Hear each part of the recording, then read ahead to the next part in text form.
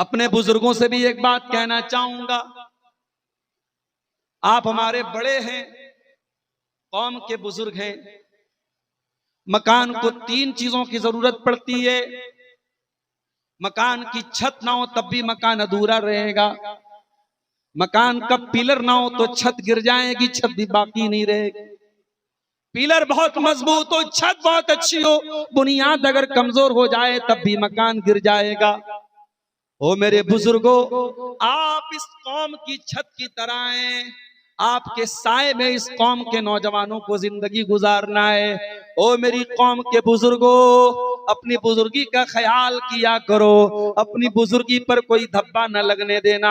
ओ मेरी कौम के बुजुर्गों, जब आप सिगरेट के कश लेते हो, आपका नौजवान सोचता है हमारे चाचा भी सिगरेट पी रहे, हमारे ताया भी सिगरेट पी रहे, हमारे दादा भी बीड़ी पी रहे। आपका ये हराम काम करना, ये गलत काम करना नौजवानों को गलत रास्ते पे डाल रहा है। जब 60 साल का बूढ़ा सैलून में जाके क्लीन शेव करा करके दाढ़ी साफ करवा लेता है, कौम के नौजवानों को लगता है हमारा बाप भी तो दाढ़ी क्लीन करा रहा है, हमारा चाचा भी तो दाढ़ी क्लीन करा रहा है। ओ कौम के बुजुर्गों, आपको कौम के लिए आइडियल बनना है, आपको कौम के लिए नमूना बनना है। अल्लाह के प्यारे नबी फरमाते हैं, लैसा मिन्ना मल्लम यरहम सगीरना वलम युक्किर कबीरना। वो इंसान हम में से नहीं है जो छोटों पर प्यार न करे और बड़ों का सम्मान न करे। ओ मेरी कौम के बुजुर्गों, अपने आप को सम्मान के लायक बनाओ, अपने आप को ऐसा बुजुर्ग बनाओ कि कौम के लोग आपको आइडियल बनाए। आज माफ करना, आज अजीब हालात हैं कौम की। आज बहुत सारे स्कैंडल और बहुत सारे कांड समाज में बड़े बुजुर्गों की तरफ से भी पेश आने लगे। और मैं आपकी तवज्जो कुरान के 26वें पारे की तरफ लेके जाना चाहता हूं। 26वें पारे में अल्लाह ताला ने इंसान की जिंदगी का एक बहुत अहम मोड़ का वाकया बयान किया। अल्लाह ने फरमाया, वो वस्सैनल इंसान बिवालिदैहि, हमने इंसान को हुक्म दिया कि अपने माँ बाप के साथ तू अच्छा सलूक कर। हमलत उम्मुहु कुरहा, तेरी माँ ने बड़ी तकलीफों के साथ तुझको पेट में रखा। अच्छा, कभी आपने गौर किया, अल्लाह ने कुरान में जहां पर भी माँ बाप का जिक्र किया है, कुर्बानी अल्लाह ने माँ की बयान की, बाप की बयान की। क्या बाप कुर्बानी नहीं देता? बाप भी बहुत कुर्बानी देता है, मगर बाप की सारी कुर्बानियां एक तरफ और माँ का 9 महीने अपने पेट में रखना एक। हमलतुम्मुहु कुरहा, तेरी माँ ने बड़ी तकलीफों के साथ तुझको अपने पेट में रखा। ववज़अतहु कुरहा, और दुनिया की सबसे बड़ी तकलीफ उठा करके तेरी माँ ने तुझको जन्म दिया। हजारों कुंटल का बोझ किसी के ऊपर डाल दिया जाए, उतनी तकलीफ नहीं होती जितनी तकलीफ एक माँ को बच्चे को जन्म देने के टाइम होती है। हजारों कुंटल और हजारों टन के बोझ से ज्यादा बड़ी तकलीफ एक माँ अपने बच्चे को जन्म देने के टाइम उठाती है। और ये जब माँ बच्चे को जन्म देती है, माँ की जान भी जा सकती है, माँ खत्म भी हो सकती है। माँ अपनी जान को खतरे में डाल के अपने बच्चे को जन्म देती है। ओ माओ को भूल जाने वालों, ओ माओ को गालियां देने वालों, ओ माओ से रिश्ता तोड़ के बैठ जाने वालों, ओ माँ से नाराज हो के माँ से बोलचाल बंद कर देने वाले बेटों और बेटियों, काश के तुम जानते माँ की कुर्बानी कितनी बड़ी है। फरमाया, हमलतुम्मुहु कुरहा, तेरी माँ ने बड़ी तकलीफों के साथ तुझको अपने पेट में रखा। ववज़अतहु कुरहा, और बड़ी तकलीफों के साथ तुझको जन्म दिया। वह हमलुहु व फिसालुहु सलासून शहरा, और 30 महीने का पीरियड तुझे पैदा करने में और तुझे दूध पिलाने में लगा। दूध पिलाने की मैक्सिमम पीरियड जो इस्लाम बताता है वो 2 साल है। 2 साल में 24 महीने होते हैं, और अल्लाह ने यहाँ हमल का पीरियड और दूध पिलाने का पीरियड 30 महीने का बताया। इसका मतलब कि प्रेगनेंसी की मिनिमम मुद्दत 6 महीने की है। अगर 6 महीने का बच्चा पैदा होता है तो इस्लाम की नजर में कोई मसला नहीं है, 6 महीने का बच्चा ठीक है, वो उसी बाप का माना जाएगा जिस बाप के साथ औरत रहती है। फरमाया, उस बच्चे के माँ के पेट में रहने का टाइम और बच्चे को दूध पिलाने का टाइम 30 महीने का है। हत्ता इज़ा बलगा अशुद्धहु, वो बच्चा कमजोर पैदा हुआ था, फिर जवान हो गया, हत्ता इज़ा बलगा अशुद्धहु, ताकतवर बन गया, वह बलगा 40 सनतन, और 40 साल का हो गया। 40 साल इंसान की जिंदगी का बहुत अहम मोड़ है मेरे प्यारे साथियों। इस उम्मत की एवरेज उम्र जो अल्लाह के नबी ने बताई है 60 से 70 साल इस उम्मत की एवरेज उम्र है। उस लिहाज से देखो तो जब इंसान 40 साल का होता है तो अब यहां से जिंदगी ढलान पे आ चुकी है। अब जिंदगी का 2/3 हिस्सा गुजर चुका है, अब 1/3 हिस्सा बाकी है। अब जिंदगी की शाम हो चुकी है, अब सूरज डूबने वाला है। अल्लाह ने फरमाया हत्ता इज़ा बलगा अशुद्धहु, जब इंसान ताकत की उम्र को पहुंच जाए, वह बलग 40 सनतन, और 40 साल का हो जाए, काला, तो इंसान को ये दुआ पढ़नी चाहिए, रब्बी औज़िनी अन अशकुरा नेमतकल्लती अनअमता अलैया। ऐ अल्लाह, मैं 40 साल का हो चुका, मैं बाप भी बन चुका, मैं शौहर भी बन चुका, मैं पैसा भी कमा चुका।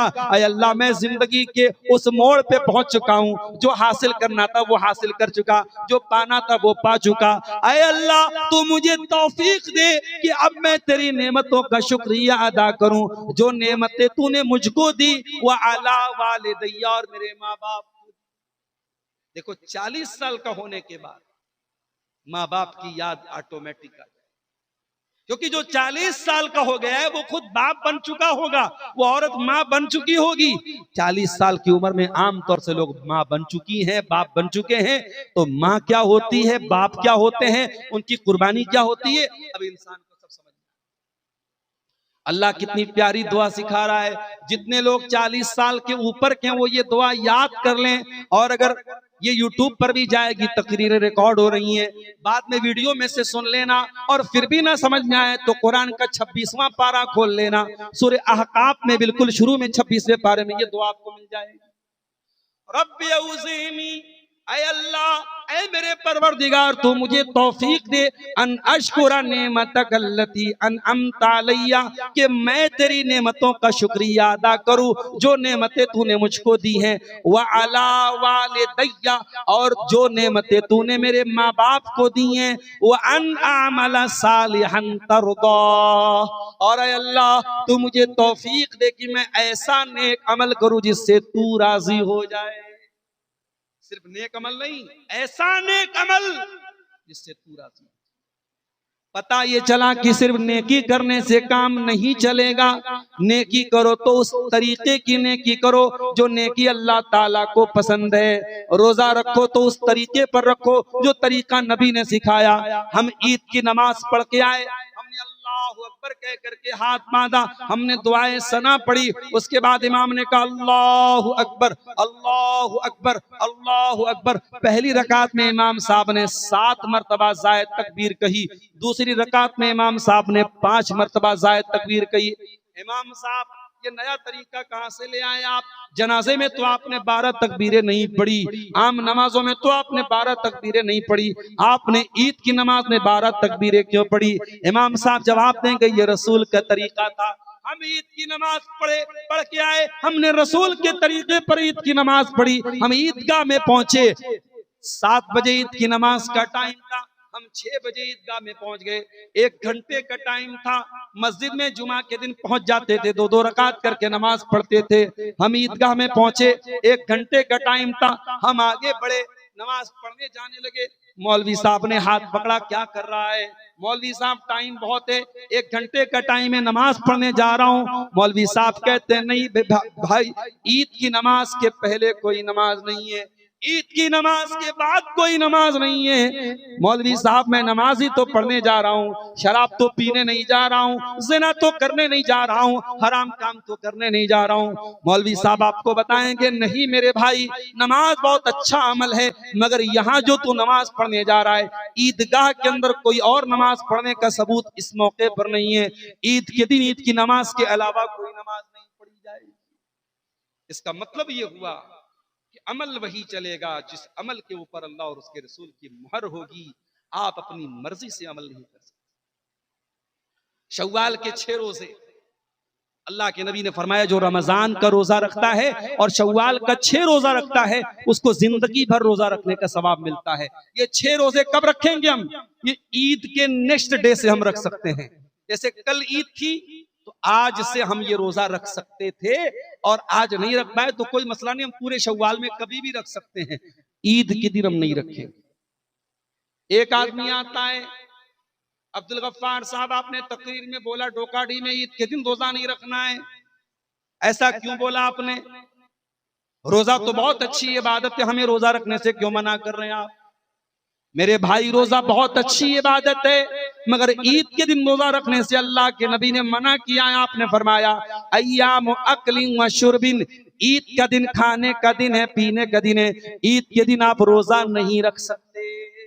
पता ये चला कि इबादत वो नहीं है जिसे अब्दुल गफ्फार साहब इबादत कहे, इबादत वो नहीं है जिसे शेख कौसर फैजी साहब इबादत कहे, इबादत वो नहीं है जिसे शेख मिराज रब्बानी साहब इबादत कहे, इबादत वो है जिसे रब का कुरान इबादत कहे और जिसे जनाब मोहम्मद रसूलुल्लाह की हदीसें इबादत कहें। इसीलिए जब इंसान 40 साल का हो गया है अल्लाह से क्या दुआ कर रहा है? वअन आमला सालिहन तरदा, ऐ अल्लाह तू मुझे ऐसा नेक अमल करने की तौफीक दे जिस नेक अमल से तू राजी होता है। व अस्लिह ली फी ज़ुर्रियती, और ऐ अल्लाह तो मेरी औलाद की इस्लाह कर दे, मेरी औलाद को सुधार दे, मेरी औलाद को सही कर दे। कितने लोगों को ये दुआ याद? औलाद के कैरियर की चिंता सबको, औलाद पढ़ लिख करके काबिल बन जाए, माँ बाप का सहारा बन जाए, बच्चों का भविष्य अच्छा बन जाए, इस बात की चिंता तो सबको है मगर औलाद दीनदार बन जाए इसकी चिंता कितने लोगों को है मेरे साथ। ईद का दिन जब आ गया, मस्जिद में आप ईद के दिन जोहर की नमाज में आए, गांव के ज्यादातर लोग ईद के दिन सो रहे थे, आप मस्जिद में आए, आप जोहर की नमाज में मस्जिद में आए, आपने देखा आपका बेटा पहली सफ में बैठा हुआ है, आपका दिल बाग बाग हो गया, अय अल्लाह बड़ा प्यारा बच्चा तूने मुझको दे दिया है, अय अल्लाह और बच्चे तो ईद के दिन खेल रहे हैं, कूद रहे हैं, घूम रहे हैं, फिर रहे हैं, मेरा बच्चा ईद के दिन भी फजर की नमाज पढ़ने आ रहा है। ईद का दूसरा दिन आया, फजर की नमाज में आप मस्जिद में पहुंचे, आपने ठंडे ठंडे पानी से वजू किया, आप मस्जिद में आए, आप फजर की नमाज पढ़ने के लिए मस्जिद में आए, आपने देखा आपका बेटा पहली सफ में बैठा है, आपका दिल बाग बाग हो गया, अय अल्लाह मेरा बेटा रमजान के बाद भी नमाज की पाबंदी कर रहा है। मेरे प्यारे भाइयों, इसको कहते हैं नेक औलाद। माँ घर से निकलती है, पर्दे में निकलती है, निकाब में निकलती है, लड़की 12 साल की हो गई, लड़की जवान हो गई, लड़की को पीरियड आने लगा, लड़की बालिग हो गई, लड़की खुद माँ से कहती है अम्मा मुझे नकाब ला के दे दो, अम्मा मुझे हिजाब ला के दे दो, मैं बेपर्दा घर के बाहर न निकलूंगी, मैं बेहिजाब घर के बाहर न निकलूंगी। 12 साल की लड़की है, समाज की सारी लड़कियां 12 साल की उम्र में खेल रही हैं, कूद रही हैं, भाग रही हैं। 12 साल की बच्ची माँ से कहती है अम्मी जान मुझे नकाब ला के दे दो, मैं बेनकाब घर से नहीं निकलूंगी, मैं बेहिजाब घर से ना निकलूंगी। ऐसी बेटी को देख के माँ का दिल बाग बाग हो जाता है। इसीलिए कुरान कहता है कि अल्लाह के मुत्तकी बंदे वो लोग हैं, वल्लज़ीना यक़ूलूना रब्बना हब लना मिन अज़वाजिना व ज़ुर्रियातिना क़ुर्रता आयुन। अल्लाह के मुत्तकी बंदे ये दुआएं करते हैं कि ऐ परवरदिगार हमारे बीवी बच्चों को हमारी आंखों की ठंडक बना दे, वजअलना लिल मुत्तकीना इमामा, और अल्लाह हमें मुत्तकियों का इमाम बना दे।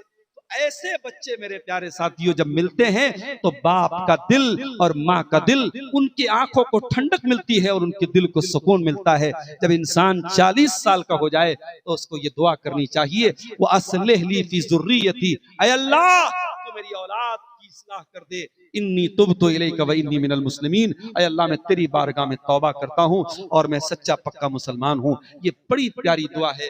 बुजुर्गों से कहना चाहूंगा 40 साल के पार जो लोग हैं वो ये दुआ याद कर लें और जब दुआ के लिए हाथ उठाएं तो ये दुआ जरूर पढ़ा करें। और ये भी नोट कर लो, उलमा ने लिखा है कि 40 साल का जो पीरियड होता है इंसान की जिंदगी का, ये बहुत ही महत्वपूर्ण होता है, बहुत ही इंपॉर्टेंट होता है। 40 साल के बाद भी जो आदमी सड़कों पर बैठ करके दूसरों की बहन बेटियों को घूरेगा, उस इंसान की नजरबाजी कब्र में जाने तक सुधरने वाली है। 40 साल के बाद भी जो इंसान शराब पी रहा है वो कब्र में जाएगा तब भी शराब पीता हुआ दुनिया से जाएगा। 40 साल का बहुत इंपॉर्टेंट हिस्सा है इंसान की जिंदगी। कभी गौर कर लेना, कभी तजर्बा कर लेना, इंसान अपनी बुरी आदतों को अगर 40 साल के पहले कंट्रोल नहीं कर पाया तो 40 साल के बाद कंट्रोल करना बहुत मुश्किल है। मैंने ऐसे भी लोगों को देखा है आज 50-50 साल के हो गए हैं और अपने से बहुत छोटी उम्र की लड़कियों के साथ वो जो है चैटिंग कर रहे हैं और उनके साथ ताल्लुकात बना रहे हैं। ये गंदी आदत एक 18 साल का नौजवान लड़का अगर ये काम करता है तो चलो हमको ये समझ में आता है ये बिगड़ गया, ये बहक गया, ये भटक गया। 50 साल का एक बाप जो खुद जवान बेटी का बाप है अगर वो इस तरीके की हरकत कर रहा है, इसको बिगड़ना नहीं कहते हैं, इसको बहकना नहीं कहते हैं, इसको जज्बात में आना नहीं कहते हैं। इसका मतलब ये हो गया कि अब उस इंसान के सुधरने का चांस बहुत कम है। मेरे बुजुर्गों, मैं बड़े अदब के साथ कहना चाहूंगा, समाज की छत आप हैं, आपकी इस्लाह के बगैर समाज की इस्लाह नहीं हो सकती। इसलिए बुजुर्गों, आपको अपनी इस्लाह करनी पड़ेगी। समाज को अगर नमाजी बनाना है, बुजुर्गों को नमाजी बनना पड़ेगा। अगर समाज को दीनदार बनाना है, बुजुर्गों को दीनदार बनना पड़ेगा। समाज को अगर शराब से दूर करना है, बुजुर्गों को हर तरीके के नशे से दूर होना पड़ेगा। जवान बच्चियों को अगर पर्दा वाला बनाना है तो 40-50 साल की औरतों को भी मुकम्मल पर्दे वाला बनना पड़ेगा। मेरी प्यारी माँ और बहनों, भी मैं आपकी तरफ भी आ रहा हूँ, मैं घड़ी भी देख रहा हूँ, तकरीबन 1 घंटा मेरा पूरा होने वाला है और मुझे इस बात का भी एहसास है कि प्रोग्राम को 3 बजे के पहले समेट भी देना है, क्योंकि कल भी आपको जागना है, कल भी मुझे तकरीर करना है। तो बुजुर्गों से ये गुजारिश करता हूँ, आप इस समाज की छत की तरह हैं, आप अगर गिर गए तो समाज गिर जाएगा। इसलिए बुजुर्गों, आप अपने आप को संभाल लीजिए। नौजवानों से एक बात कहना चाहूंगा, ये पिंडाल बना हुआ है, ये बीच बीच में आप देख रहे हैं, ये पिंडाल कोई बिल्डिंग नहीं है, सिर्फ एक पिंडाल बना है। इसको भी खड़ा करने के लिए पिंडाल बनाने वाले ने ये जगह जगह पिलर लगाए हैं। ये पिलर ना हो पिंडाल नहीं खड़ा हो सकता है, इमारत खड़ी नहीं हो सकती है। मेरे प्यारे नौजवान साथियों, आप इस कौम के सुतून हैं, इस कौम के खंबे हैं। अगर इस कौम का नौजवान अगर नशे का शिकार हो गया, इस कौम का नौजवान ज़िनाकार बन गया, इस कौम का नौजवान अय्याश बन गया, इस कौम का नौजवान बुज़दिल बन गया, ये कौम कहाँ जाएगी? ओ नौजवानों, अपने मकाम को समझो, अपनी कीमत को समझो। बड़ी जिंदगी का बहुत कीमती पीरियड होता है जवानी का पीरियड। जवानी के सजदे अल्लाह को बहुत पसंद है मेरे साथी। 1 महीना आपने तरावीह की नमाज पढ़ी है मेरे नौजवानों। अब मैं आपसे ये तो नहीं कहता कि साल के 11 महीने आप तरावीह पढ़ें, पॉसिबल नहीं है। हाँ, अगर रात में 2-2 बजे तक स्नैपचैट पे तुम चैटिंग कर सकते हो, रात को 3-3 बजे तुम फेसबुक की रील्स देख सकते हो, इंस्टाग्राम की रील्स देख सकते हो, यूट्यूब के शॉर्ट देख सकते हो। ऐ मेरे नौजवानों, कभी ऐसा भी कर लेना, घड़ी में रात के 3 बज गए, घर गए, वजू बनाया, कमरे में गए, मुसल्ला बिछाया, कमरे की कुंडी लगा दी, कमरे के अंदर क्या हो रहा है अब्बा को भी पता नहीं, अम्मा को भी पता नहीं। खड़े हो जाना, 8 रकात ना सही 6 रकात पढ़ लेना, 6 न सही 4 पढ़ लेना, 4 न सही 2 पढ़ लेना, तहज्जुद की 2 रकात भी अगर पढ़ सकते हो तो पढ़ लेना। और 2 रकात पढ़ने के बाद अपने रब के सामने अपना हाथ फैला देना, जबान से कुछ मत बोलना, अपने गुनाहों को याद करना और अल्लाह की रहमतों को याद करना और कहना, ऐ अल्लाह तू तो बड़ा गफूरुर रहीम है, तू तो बड़ा माफ करने वाला है। ऐ अल्लाह, मेरी जिंदगी बड़ी खताओं में गुजरी, बड़े गुनाहों में गुजरी। ऐ अल्लाह, ये रात का सन्नाटा है, मैं कमरे में, अपने बंद कमरे में तेरी बारगाह में मुसल्ला बिछा के बैठा हूँ। ऐ अल्लाह, मेरी माँ को भी नहीं पता, मेरे बाप को भी नहीं पता।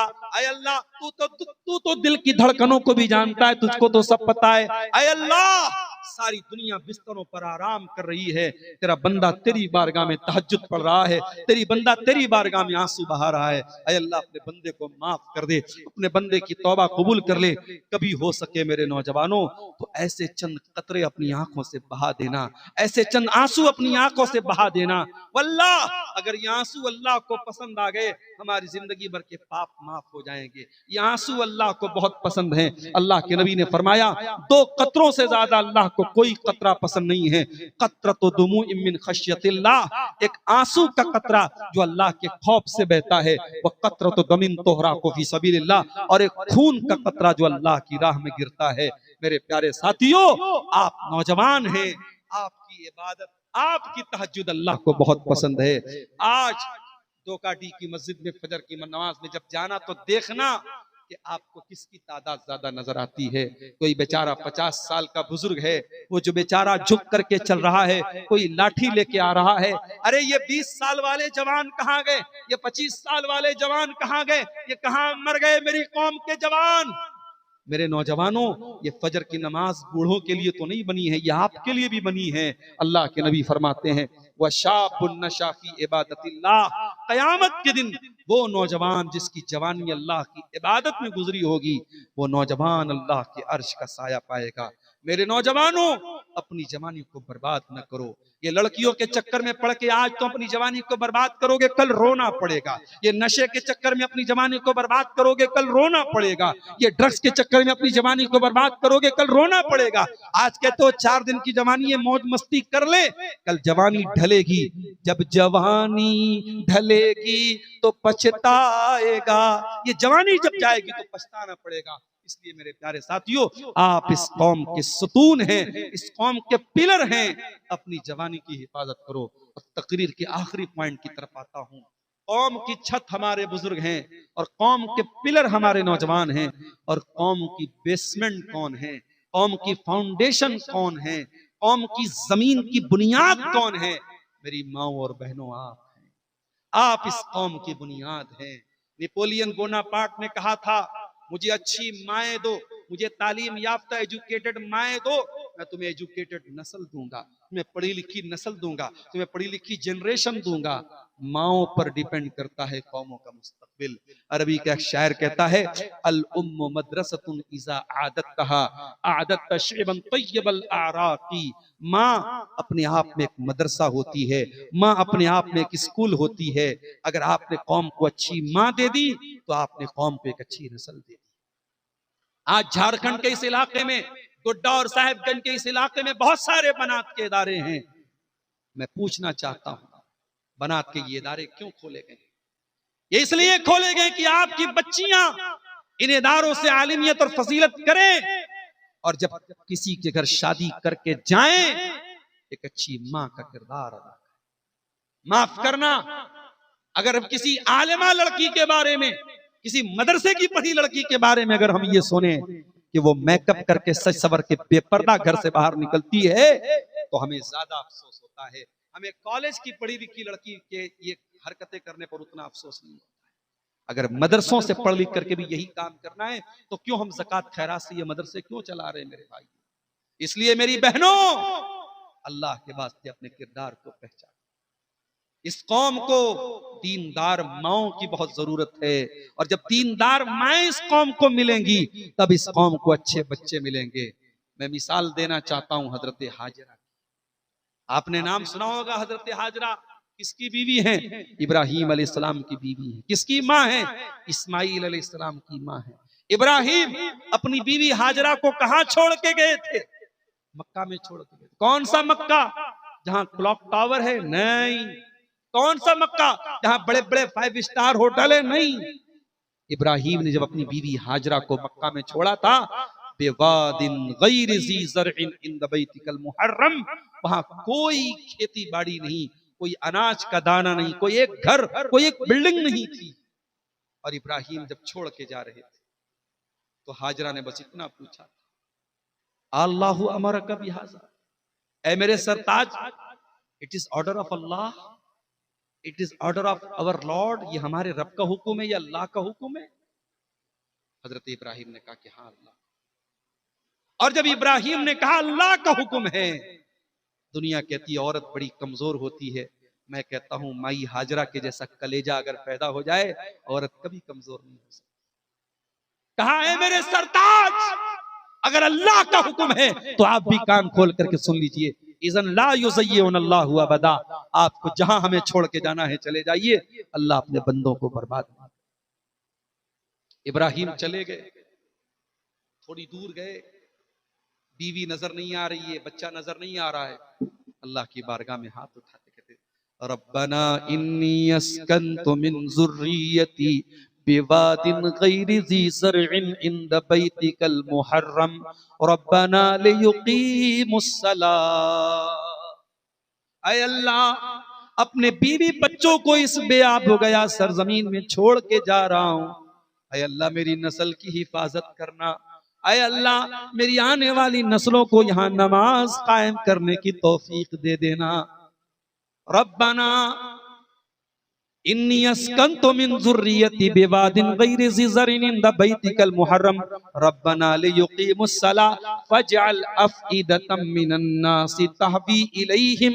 ऐ अल्लाह, तो लोगों के दिलों में इस जगह की मोहब्बत डाल देना, वरज़ुक़हुम मिनत समरात, और ऐ अल्लाह तो इनको फलों की रोजी दे देना। ऐ इब्राहिम, तेरी दुआ में कितना असर था, ऐ इब्राहिम तेरी दुआ में कितना पावर था, तेरी दुआ में कितनी ताकत थी। ऐ इब्राहिम, तुझको गए तो दुनिया से हजारों साल हो गए, आज 2026 की मार्च का महीना चल रहा है, रमजान का महीना भी खत्म हुआ, शव्वाल का महीना आया है। ऐ इब्राहिम, तुझे तो दुनिया से गए हजारों साल हो गए, आज गोड्डा के डोकाडी के इस गांव का एक आम मुसलमान जो बेचारा गरीब है, जो मजदूर है, जो रिक्शा चला रहा है, जो टाली चला रहा है, जो छोटी सी दुकान चला रहा है, ऐ अल्लाह उसका दिल भी मक्का जाने को मचलता है, उसका दिल भी मदीना जाने को मचलता है, वो भी उम्रा करने जाना चाहता है, वो भी हज करने जाना चाहता है। ऐ इब्राहिम, तेरी दुआ में कितना पावर था। इब्राहिम ने दुआ की थी, ऐ अल्लाह लोगों के दिल में इस जगह की मोहब्बत डाल दे। आज कौन सा मुसलमान है जिसके दिल में मक्का मदीना की मोहब्बत ना हो मेरे भाई? ये इब्राहिम की दुआ का पावर। इब्राहिम चले गए, मासूम बच्चा रो रहा है, बिलक रहा है, पानी का एक कतरा वहां मौजूद नहीं है।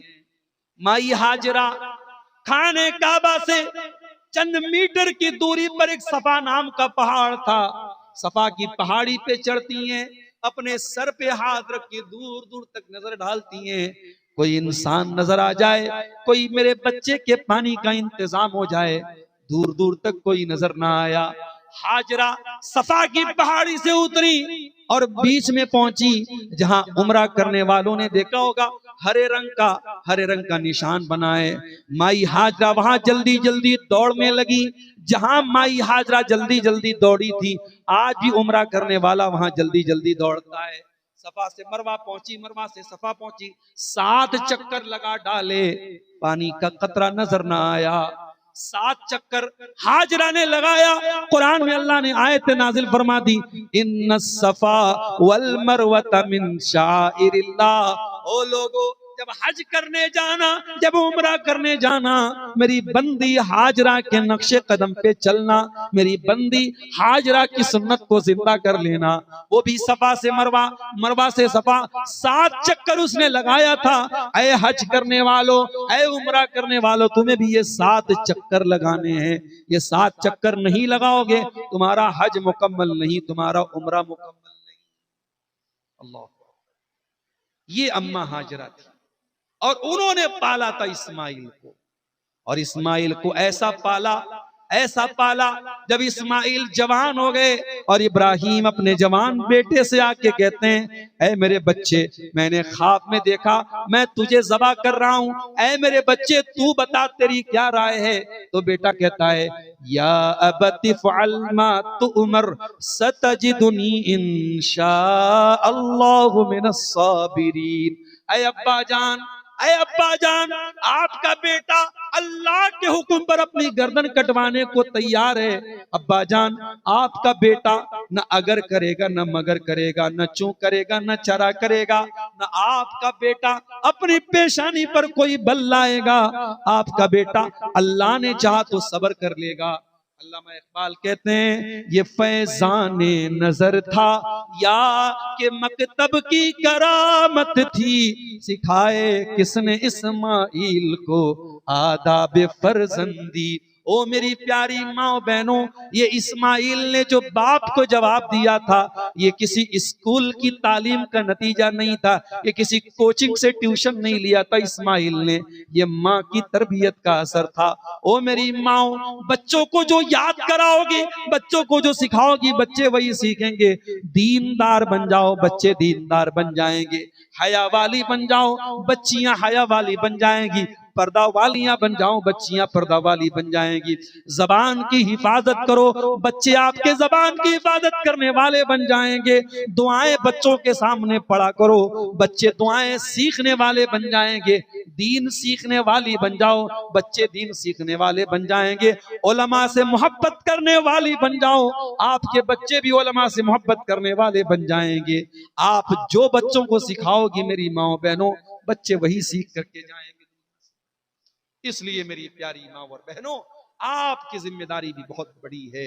आप इस समाज की बुनियाद हैं, कौम के बुजुर्ग छत हैं, कौम के नौजवान खंबा हैं, और कौम की औरतें इस समाज की बुनियाद हैं। ये तीन तबके अगर सुधर गए, कौम के बुजुर्ग सुधर गए, कौम की औरतें सुधर गईं और कौम के नौजवान सुधर गए, तो कौम को सुधरने में देर नहीं लगेगी इंशाअल्लाह। हम अल्लाह से दुआ करते हैं रब्बुल आलमीन हमारी कौम के बुजुर्गों को भी अपनी इस्लाह की तौफीक दे, कौम के नौजवानों को भी अपनी इस्लाह की तौफीक दे, कौम की औरतों को भी अपनी इस्लाह की तौफीक दे।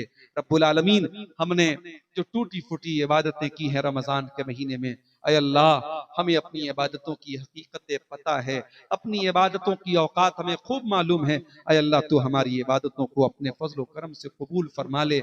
परवरदिगार, हमने मस्जिद से जो नाता रमजान में जोड़ा था, उसे बाकी 11 महीने भी जोड़े रखने की तौफीक अता फरमा। अय अल्लाह, कुरान से जो रिश्ता हमने इस एक महीने में जोड़ा था, बाकी 11 महीने भी हमें जोड़े रखने की तौफीक अता फरमा दे। अय अल्लाह, तेरा तकवा और तेरा डर जो हमारे अंदर एक महीने के लिए पैदा हुआ था, अय अल्लाह वो तकवा हमें साल के बाकी 11 महीने भी अपने दिलों में पैदा करने की तौफीक अता फरमा।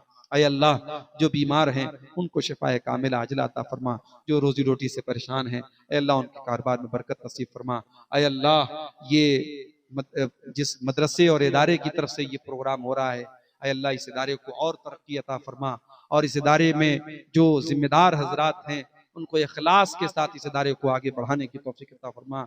जो यहाँ मुदर्रिसीन हैं, जो तलबा हैं, उन्हें सही मानों में इल्म दीन को सीखने सिखाने वाला बना दे। परवरदिगार, कल आने वाली शब में भी हमें इस प्रोग्राम में अपने बच्चों के साथ, अपनी फैमिली के साथ शामिल होने की और उलमा के बयानात को सुनने की तौफीक अता फरमा, और सुन करके अमल की तौफीक अता फरमा। आमीन व आखिर दावाना अनिल हम्दुलिल्लाह।